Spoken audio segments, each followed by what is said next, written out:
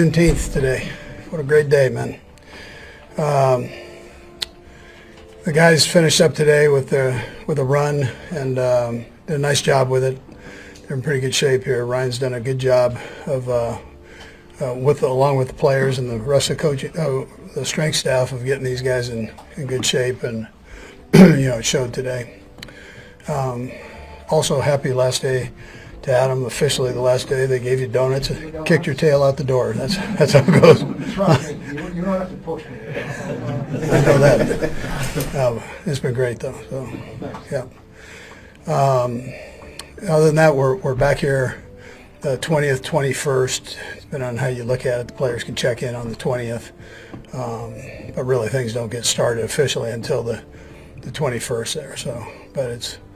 I know the guys are looking to take a break here, but they're also looking forward to ramping up for the season and training camp, and that's how they'll approach that. So, anyways, with that, time's yours. Coach, on the training camp, did you push for rookies and quarterbacks just for a little extra time this year? Yeah, I did. We don't have a ton of guys that we could bring there, so I didn't feel like that was a valuable time. We got the rookies here with extra time, so we took advantage of that and done that throughout the whole off-season program. So I thought we got accomplished what we needed to. Andy, as you know, Kelce was here yesterday talking about what he's looking forward to this season. How do you see the season playing out for him in terms of playing time? Any different than normal? Yeah, I'm not really feeling that. More be similar to last year, I would imagine, and as it goes. So. He's in great shape right now, so I think he's looking forward to getting going. So no concessions in terms of his age. Listen, I always watch him. I always keep an eye on him. I know he's getting older. He doesn't know he's getting older, but I do. So I can be the bad guy in some cases there, and if needed. But if I think it's catching up to him a little bit, I'll pull off and put him where he needs to be. But other than that, he hasn't shown me any of that yet. He's done really well with it. You already noticed the effects of him being in good shape. Yeah, well, I know he's told you that, but he's you can tell he's worked out. He normally comes in pretty good shape, so it's not like he hasn't been. You don't survive as long as he hasn't played at the level he has. If you're not in good shape, his weight. He's one of those guys. He can fluctuate with his weight. And he's played it very successfully at a higher weight and successful at a lower weight. So right now he's a little bit lower than what he was last year. Do you anticipate first Josh Simmons and then Rashee Rice to be technically full goes at the beginning of training camp? Simmons, who was the second one? Simmons and Rice. Yeah, I think they're both ready to go. Yeah, they actually got great work in these camps here. So. What about Jared Wiley? I think we're going to be okay there. He got some work here the last couple days, so I think we'll be fine there. Based on what you have seen so far with Josh, and I know there's a few more steps to go, is he at a progress where you could envision him, starting and being a contributor this year? Yeah, potentially, yes. Yeah, no, listen, you can see his athletic ability. You can see his want to. He's got great attitude. He's approached everything the right way, plus a little bit extra. You could tell if you just want to look at his rehab, you can see that he had a mindset that I'm going to get in there. It's not going to be training camp. So it's going to be like now. And he worked his tail off to get there. So you respect that part of it. But he's done a nice job in there. He's worked well, and we'll just see. We'll see, what training camp does to him. It's different when things are flying fast up there and you've got full contact and pads on, and see how he does. Andy, what have you seen from Taekwon Thornton? I like Taekwon. I like the way he's approached things. He's got the quarterback's trust, that's a positive thing. He got valuable reps in here. The other guys can see that he's a talented guy. So far, so good. Again, I'd like to see him in a game situation, how he handles it. I would anticipate he would do a nice job. I want to see where we're at with that. Andy, are you usually able to decompress these few weeks coming up and completely stay away, or Yeah, I mean, you never completely stay away, but what I do, I enjoy doing. So, but I'll decompress. How will you manage that? Road trip without him? Yeah, we'll go to Colorado, enjoy life. Plenty of room out there. Yeah, yeah. Coach, with so many young guys looking to get implemented in the ramp up after this decompression period, do you guys set individual goals with these players, or is it more just like a general improvement? Yeah, so we talked to them about strengths and weaknesses and where we would like, these are the things we need to really work on so we can add that to your game and into the repertoire of your actual game day and how you play. So you got to practice those things and do it fast and make it where it's just second nature for you. So yeah, we talk about those type of things. And then obviously I think everybody right now is sitting there going, yeah, you want to win the Super Bowl. That's what you want to do. So but we're right there. That's our primary goal is to put ourselves in the best position we can to win. It's not that he needs it as much in year 9, but what's the guidance for Patrick over the next 4 to 5 weeks? For Patrick. So Pat will go ahead and I'm sure he'll take a couple days off here and then start ramping up from there, getting himself ready. I'm sure there'll be a lot of golf in between there. So that's how he decompresses, and that along with his family. So. And we got a chance to catch up with Mike Caliendo yesterday. How has he responded to the Super Bowl? What kind of offseason has he had? Yeah, he's had a great one. Great kid. Very, very smart.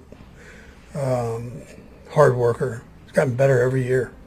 For him to step in and do what he did this past year, he knows he can play at this level. We saw how Allegretti did it, and I'd tell you that he's doing the same. It looks like the building blocks are kind of the same there. With return, are you able to implement things this summer that maybe you wouldn't have with a bunch of new receivers? Yeah, Sam, absolutely. Yeah, you're not going. I mean, we're teaching everything, getting out of the huddle, the snap count. That's where we started with some of these guys last year. So, yeah, no, it allows you to jump start, line up in all these crazy formations. So you had to kind of back up on some of that stuff. And it's things that as the season went on, we were able to expand a little bit and then hit it running here. Okay, thanks, Coach. All right, you guys have a great break. It's pretty good. Getting out there with a lot of guys out there. But yeah, it's fun getting everybody out there for the last time, joking around, having fun, and just looking forward to training camp now. We don't get to see it, folks at home don't get to see it. Explain the run test to people. Yeah, we just got like 110s. We got a lot of guys out there, so a lot of bodies like shoulder to shoulder. We're just running around across the field and back. Got a little bit of rest in between. Knock about 10 of those things out. We're off and going. Coming off a Super Bowl loss, what have you noticed from guys, the team, being around guys again? Yeah, got super focused. Can't really go back and change the outcome of that game, but the only thing you can do is kind of put your focus in and changing the outcome for this coming season. So that's where our focus is, kind of breaking down our goals all the way back down to the bottom. I just want to win the AFC West, then get the AFC Championship game, Lamar Hunt, and go back to Super Bowl and have different results. So just starting back from ground one on the foundation, we're just building that up as we go to training camp and just hoping to keep building. Just considering you're the green dot, the top 2 defensive draft rookies, Norman Lott and Gelati, how do you feel they came along and maybe what their readiness might be for training camp? Yeah, I was super surprised, man, of how smart those guys were, how focused they were, how self-driven they were. I actually got the chance to kind of look at them in the rookie mini camp they had before we got down here. And I understand, like, conceptually wise, how difficult it is coming from college and playing a multiple scheme here. So those guys are picking it up, making calls, making reads, and giving communication back to the linebackers, let them know they got the call and stuff. And me with the green dot means a lot, so you know everybody's on the same page, and they're all doing that through their camp, but then through OTAs. And so I'm super excited for those 2 guys for sure. We got a lot of other guys that are contributing as well, but those 2 for sure are doing great. You don't have to adjust them as much. No, I think Coach Joe did a great job of getting them to that point, and then the vets got here, man, and they're just off and running, they're clicking. They understand communication, understand concepts, what we want to do, and what we want to present to the quarterback and stuff like that. So they're miles ahead of where I was my rookie year for sure. Nathan, what did you get a look at them during the rookie minicamp? We got it on our iPads, and so everybody can watch the plays and stuff like that. And I know what plays are called by looking at it, so I kind of understand if guys are doing the right thing or not. And those guys have maybe little to none mistakes and mental errors. And so as you progress, you want to eliminate the mental errors and just play fast. And football's not perfect, but the mental part can be. You always do that, even in practices that Yeah. like that? Yeah, for sure. Even when I was dinged up or out not playing, it's kind of good to just keep your mind refreshed. Some things change year to year, so I just want to make sure that I'm up to key on stuff like that. And there might be something we talked about in OTAs, on virtual meetings. Then they come here and they do it on the grass, and you're like, oh shoot, I forgot about that. So it's just good to get a mental refresher so you're just up to speed on everything. You guys have talked about the fact that you're critical to what he wants to do and be able to do some of the advanced things with the defense. What is that relationship like between the two of you, especially as far as just the football goes and understanding each other and understanding what he's thinking? Yeah, I think it's been years and years of growing together to understand what we want to kind of get out of the scheme. But yeah, Spaz does a great job of just communicating things. We have different guys, different personnel, a lot of different bodies out there. So it's a rhyme and reason why we're doing different things, and just understanding that process and that mental part of the why he's trying to step his curveball or hitting teams with a fastball now. Just giving different quarterbacks different looks and different offensive personnel when they present it to us. So yeah, something I've constantly been learning. I'm still evolving in that role. I don't think I have everything down to this speed right now, but yeah, Spaz does a great job of just giving confidence in his guys, giving confidence in me to make the right checks when I can or when they present it. Just kind of giving me the keys to the car. How does it feel when he says things like that? Yeah, man. He's had a lot of guys that's played great football in his schemes, D-line, secondary linebackers, and so anytime I can kind of be mentioned with those guys, I take it as a great deal because I know he values those guys with high respect, especially when he talks about the mental part and guys being smart and guys getting guys lined up. I take that with a lot of pride for sure. Go next to Nick Jake. Yeah, hey, Nick, can you tell me more about this Crab Award? I know Steve Spagnuolo always talked about it. It sounds like it's one of the more coveted things among defensive members. Okay, one more time, we said? The Crab Award. Oh, the Cram. Yeah. Yeah, so we got a Cram Award. We just try to disrupt guys in the line of scrimmage. We got a lot of corners. We play a lot of press. We got a lot of guys that we switch different looks, and we try to reroute people. It might be a D lineman on a puller. We're getting a Cram Award, so you're just trying to knock guys' teeth out, kind of what we say. We set the line of scrimmage, stuff like that. Anytime anybody kind of gets those things up there, we put a little slideshow together, kind of just put the nominees up there. Coach Spice and his wife, they kind of go through and she kind of picks the best one she thinks from the week before. We kind of get a little pasta dinner. So it's a little thing we got going on, man. Super cool. Kind of keep it going. But yeah, Miss Maria does a great job with pasta if you haven't known. And then going back to the rookie thing you were talking about, watching the iPad. Just Yeah. You're watching it, you're seeing these guys, you're probably expecting something, but just what's the first instinct reaction when you're seeing things that you might not have thought that these guys would have? Yeah, man. A lot of stuff they're doing is like individual. So like you see guys doing like practice drops and getting eyes in the right places and eye progression and stuff like that. It's just small, minute details. Big scheme wise, you don't really see anything because guys are not be perfect. It's a new scheme for them, but those small little things you can see in individual, like eye progression wise, like those things help. Or you tell them to push, or you tell them that hey, alert this, and like he got his eyes in the right spot. At least he has a chance. So those little things that you can kind of see on the iPads, it kind of helps you. Like hey, like I watched this play and you had your eyes in the wrong spot. Like move your eyes this way first, then go back this way. It kind of helps you with the progression and kind of getting in the right spot. Doesn't it excite you the guys are ahead of what you Oh yeah, oh absolutely. We got a lot of guys in this game. You got to be smart. You have to be you have to be versatile. You got to play multiple positions, and so I think Coach Bags and V did a great job of bringing those guys in. Then the IQs to the roof, and so I'm excited for those guys to bring to the table for us in training camp and onto the season. What's more Jeff Boston too? Yeah, in terms of just stature-wise and his play style. I think he's been a great job communicating. One of those things that as a linebacker coming in, you know your job if you communicate well. He does that probably as good as anybody. And also just talk to the secondary, understand what people are doing behind him. And so I've also had some time to kind of sit down and talk to him a little bit and kind of pick his brain a little bit. And you understand that he's a high IQ guy, a high motor. He's a little bit lighter guy, but he can run, he can cover a little bit. So he brings those intangibles to the team we need. You can tell that he's got a background as a defensive back. Yeah, you definitely can tell. We made a joke about it one time because he's out there playing press like a corner. We said we take 31, put 35 in there. We might switch it out a little bit, but yeah, it's pretty fun, man. He's up there. He likes to play coverage, so that'd be great for us. What are the next 3 weeks for you? What's in store? Yeah, kind of just take a little bit of time away, about 4 or 5 days, man. Just kind of get back to it. I did a great job, OTAs and before. Just kind of getting in shape. I get my body fat down. I'm trying to stay conditioned, and I'm just going to try to keep that as we keep going. Kind of lose about maybe 2 pounds. Other than that, though, just have fun. Spend some time with family. Get away from the game a little bit because we plan on doing this thing for 8 months. Last one? You mentioned the addition of Vasa. Does that kind of change your and Drew's roles or assignments coming into this year? I don't think so. I think he just adds. At this point, on our defense, we have a lot of veteran guys here, but we're just adding pieces that can help us out in the long haul.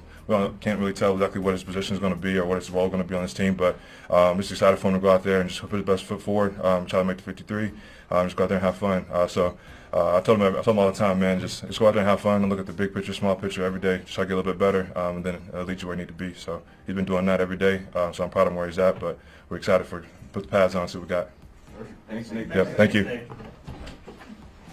Much has been made about Travis Kelce's return to the Kansas City Chiefs for the 2025 NFL season. Kelce, 35, was a topic of conversation following the Chiefs' Super Bowl loss to the Philadelphia Eagles. As many thought the future Hall of Famer could opt for retirement, Kelce had a quiet final 2 games of the 2024 NFL playoffs, catching 2 passes for 19 yards against the Buffalo Bills and 4 for 39 yards in the loss to the Eagles.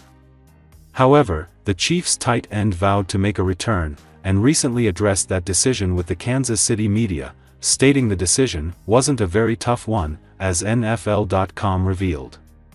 "I love football. I don't think I really thought about it that much," Kelce told reporters after minicamp practice on Wednesday, June 18. "I love coming into work every single day. It wasn't a very tough one for me.